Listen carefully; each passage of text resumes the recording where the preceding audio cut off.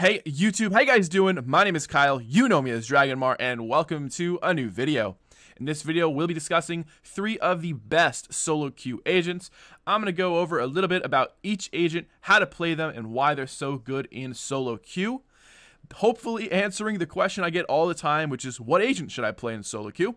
And hopefully you'll know by the end of this video. Now, with that being said, if you do enjoy, hit that subscribe button, leave a like, and tap that bell. I will be live on Twitch when this video goes live. You guys know I stream pretty much every single day starting at 12 p.m. Eastern.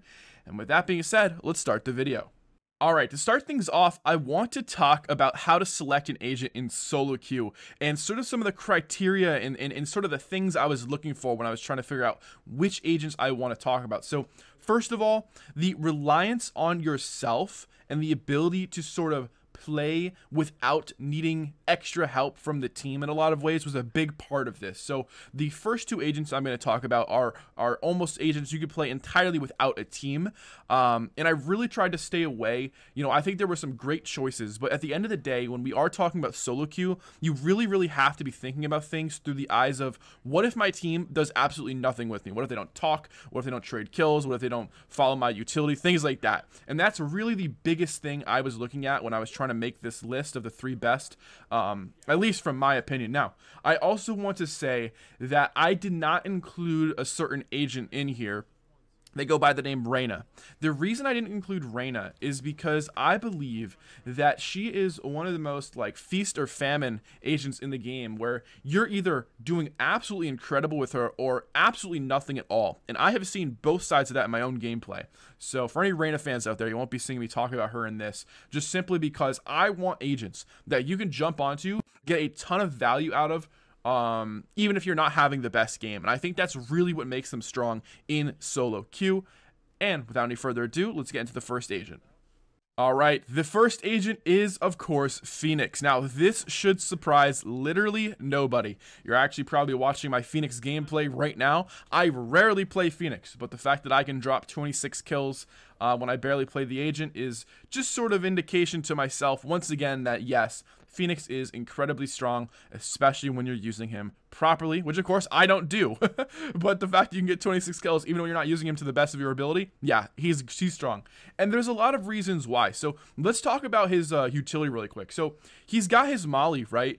And that itself is a pretty decent ability, right? You can Molly out areas, force people out of positions. That's great in solo queue. You always want that. You can also heal yourself. So like I was just talking about, reliance on yourself, the ability to self-sustain with heals is absolutely massive in solo queue. Why do you think so many people like Reyna, even though I'm not talking about her in the video, at least as an agent? Because she can heal herself to full after every kill. It's insane. Seriously, it's insane. Up next, we got the Flame Wall. Now, a lot of people sleep on this ability, but it's actually incredibly strong. You can use this to lead yourself into sites by walling off a site. Just blocking vision, having a vision denial ability like a smoke is super strong, and Phoenix has this. So not only can you heal yourself and sort of block off angles with a Molly, you also have a Flame Wall which can completely cover up areas to let you get into sites or get into positions that you otherwise wouldn't have been able to. On top of that, once again, the Flame Wall also heals you. But then we get into probably one of the best parts about Phoenix, and you guys know this. It's the flashes. I mean, you literally cannot go wrong when you're using flashes for the most part, unless you're flashing your teammates. They are incredibly strong. They're probably some of my favorite to use in the game. I believe they're called curveballs. They are incredibly quick, and it feels great to use. Now, they're not going to last as long, I don't think, as a breach flash or even a sky flash at this point. But the thing with them is you can play off of them yourself. You don't have to flash for a teammate. You flash for yourself with Phoenix. And I think that's really nice. Because it feels like a lot of times when you're playing breach or sky, you're not flashing for yourself as much as you're flashing for your team. But with Phoenix, that's just not the case. And because you get 2 of them, you can sort of use them a little more, how do we say, less caring, if you will, because you do have 2. It's not like you just have 1 or something. I think that would really change how people have to use them. But yeah, with Phoenix, I think his flashes are incredible. And once again, it lends itself really well to that solo playstyle where, yeah, I can heal myself, I can block off certain angles, I can flash. Oh, and guess what?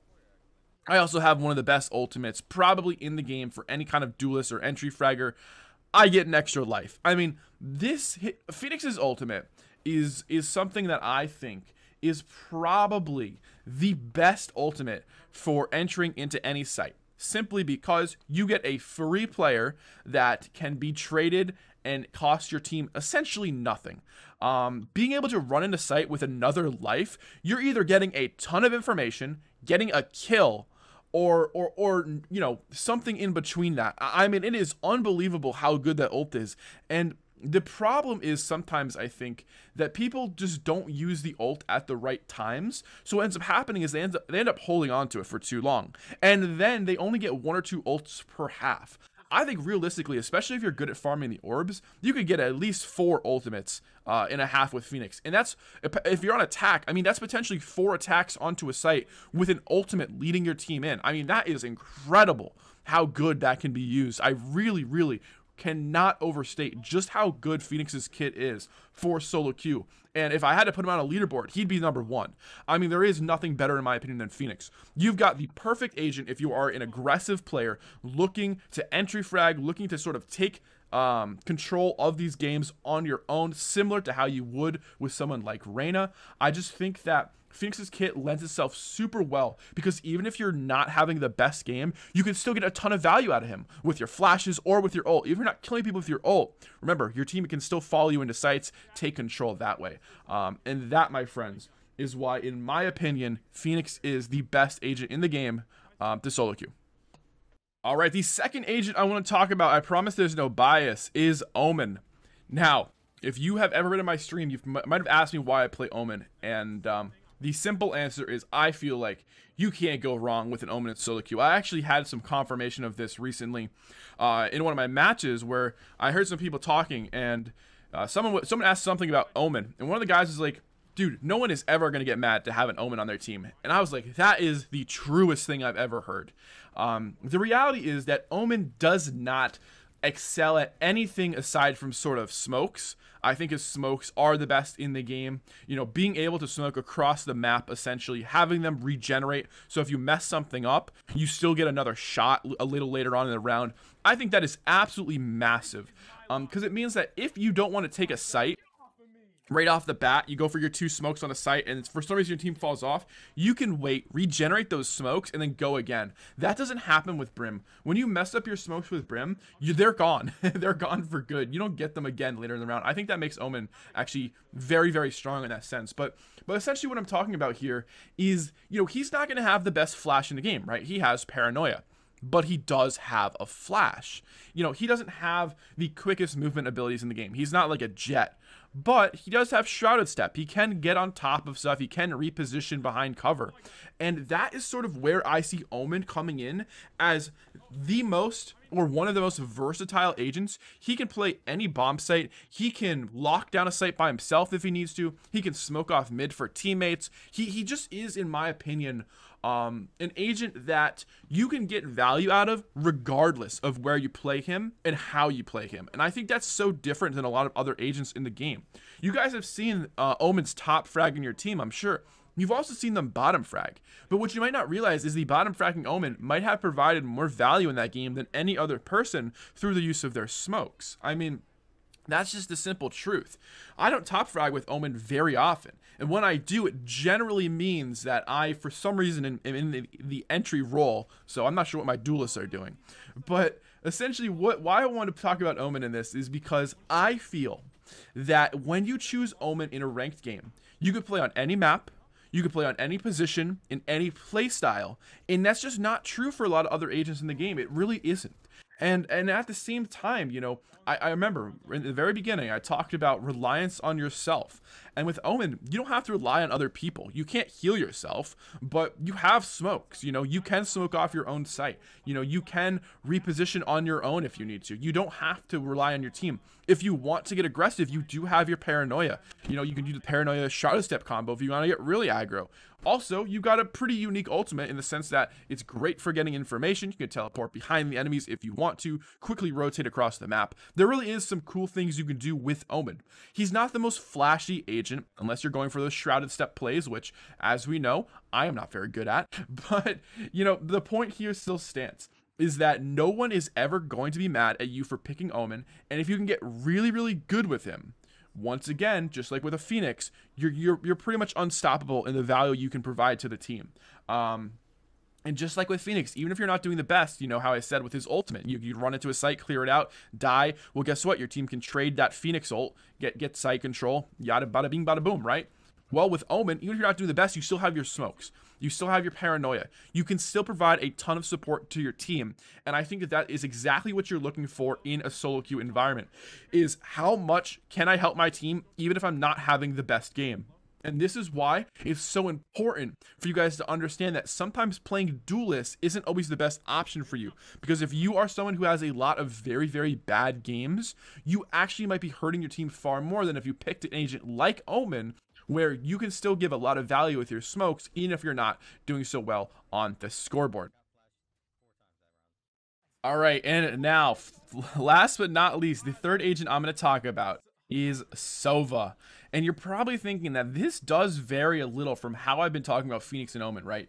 Sova is definitely an agent that plays best off the team. And you're probably wondering, why would I include this for solo queue? Well, the answer is very simple. Sova is probably one of the best agents in the games when it comes to acquiring information. With that information, you can assist your team even if they're not assisting you. Now, what I would say about this is that if you are a player who does not like to talk very much, I would probably stay away from playing Sova. However, if you are somebody who is very talkative, Sova is maybe what you're looking for. And part of the reason for that is you have abilities that when played properly, you know, your team can take control of areas, of positions, of sites. You know, you can get wall bangs, you can clear things for free, essentially. He truly does have some of the most unique and some of the best abilities in the game by far. And let's talk about those, shall we? We got Recon Bolt. So Recon Bolt is one of those abilities that, when used properly, can have tremendous value.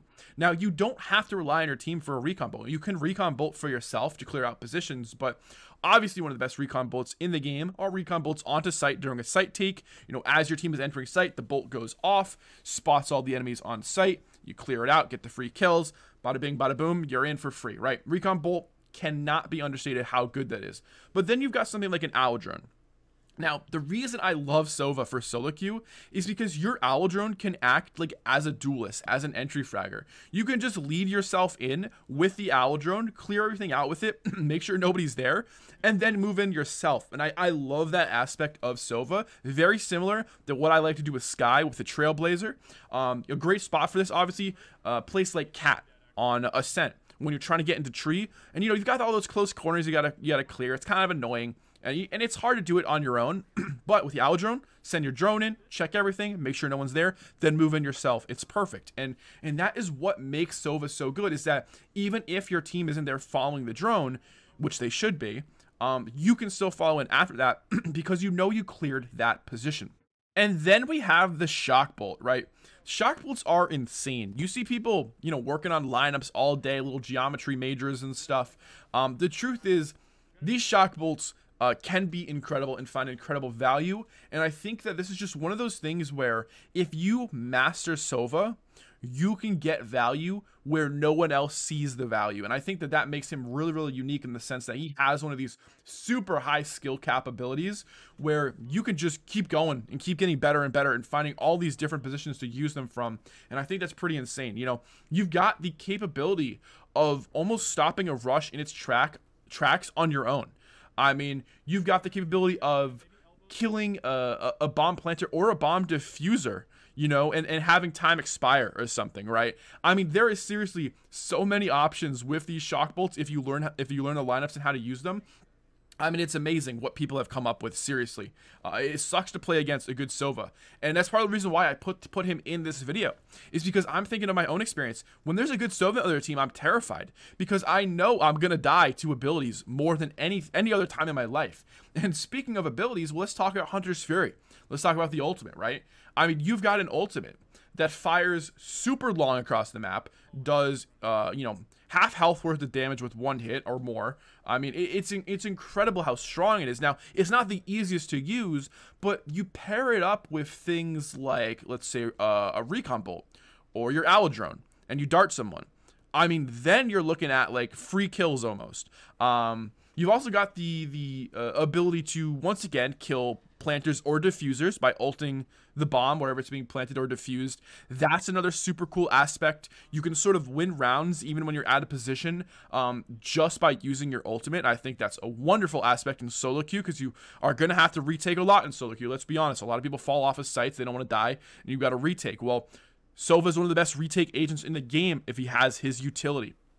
And I think that would probably sort of the main thing that drove me to talk about him, is that, you got this agent that when played very well, everyone is afraid of.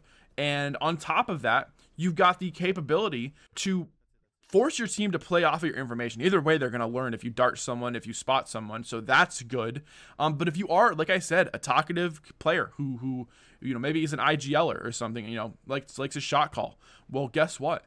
I mean, this is a great agent in that situation, because you can get so much information. And I know I talked about a lot about self-reliance, but you can also play totally self-reliant with him too. You just can't heal yourself, but you've got a ton of other options. I really love the versatility of Sova. When it comes to retakes, when it comes to solo queue, I think he is amazing, and there is nothing I fear more than a good Sova in this game. All right, and those are the three agents I want to talk about: Phoenix, Omen, and Sova. However, I want to give an honorable mention here to Cypher and Killjoy. Now, I definitely would have included either Cypher or Killjoy. I wasn't sure which one into this list, but the recent nerfs sort of have held me back. The nerf particularly to Killjoy's turret deactivating when she walks away from it, 40 meters, I believe, that is something that is pretty massive for Killjoys. And then you've got Cypher, who was one of the best lurk agents in the game, just based off his ability to have a camera and to have trips and cages still up behind him, if needed. And the trap wires. The trap wires wouldn't go away if he died. But now that everything deactivates, obviously it doesn't matter for the camera and the cages, but now that those wires deactivate, you have lost so much value with Cypher. It's unbelievable. And you see a lot of the complaints, on Twitter and in the forums and stuff.